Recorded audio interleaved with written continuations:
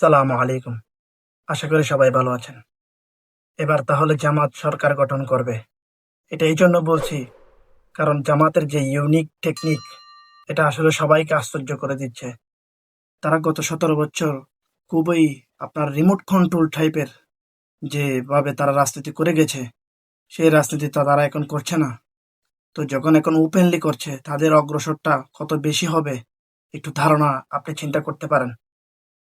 এবং তারা শোনা যাচ্ছে খুব ভালোভাবে যেগুলা মানে আপনার এই থানার মধ্যে যারা জনপ্রিয়তা, তাদেরকেই বেছে বেছে প্রার্থিতা দিচ্ছে।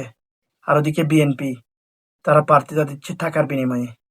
যারা এত বছর পর্যন্ত ১৫-১৭ বছর পর্যন্ত দলের জন্য খেটেছে, তাদেরকে মনোনয়ন না দিয়ে টাকার বিনিময়ে তারা মনোনয়ন দিচ্ছে ওই যে লম্পট, চোর, ডাকাত এই টাইপের লোকদেরকে। এবং এর মধ্যে সবচেয়ে বড় যে দিকটা এখন শোনা যাচ্ছে জামাতের, সেটা হচ্ছে তারা মিজানুর রহমান আজহারীকে তারা দলে নেওয়ার যথেষ্ট চেষ্টা করতেছে এবং তারা সেটা সফলও হবে আমার মনে হয়। কারণ জামাত ইসলামকে খুব ভালোভাবে ব্যবহার করতে পারে।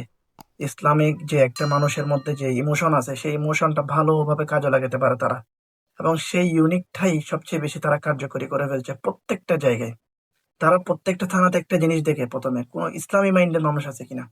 যদি ওই ইসলামী মাইন্ডের মানুষ যদি প্রার্থিতার দিক থেকে যদি যোগ্য মনে হয়, এবার তারা যোগ্যতা যাচাই করবে সেই প্রার্থীর জনপ্রিয়তা কেমন, সেই প্রার্থী ইসলামিক টাইপের কিনা। যদি ইসলামিক টাইপের হয়, আবার যদি যোগ্যতাও থাকে, তাহলে তার প্রার্থীতে 100% কনফার্ম। আর ওদিকে বিএনপি, যদি টাকা থাকে, শোনা যাচ্ছে ৩০ কোটি করে নিচ্ছে প্রত্যেকটা আসন দেওয়ার বিনিময়ে তারা। তো সেই হিসেবে বিএনপি অতি সত্বর ডুববে, সেটা তো কোনো সন্দেহ নেই।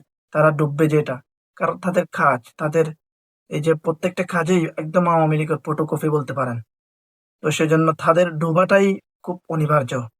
এবং জামাত এবং তাদের যে জোট সরকার রয়েছে, তারা তো জোট সরকারের পথেই যাবে। তাদের এই যে ক্ষমতায় আসা, সেটা একদম আপনি একটা সময়ের ব্যাপার বলে দিতে পারেন। এইবার না আসতে পারলেও পরের বার কনফার্ম। কারণ যে অপকর্ম বিএনপি করছে, সে অপকর্মে মানুষ কোনোদিনও ভোট দিবে না।